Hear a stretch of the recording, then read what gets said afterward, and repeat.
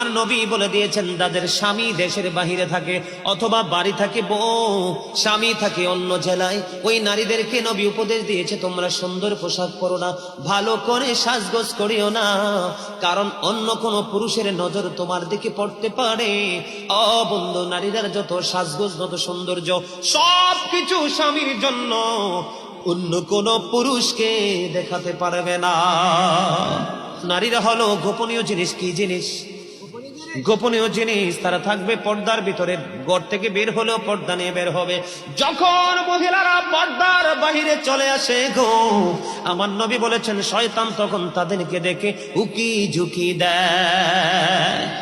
মহিলারা যখন বন্ধু পর্দার বাইরে যায় দর্শনের শিকার হয়। কথা বলে না?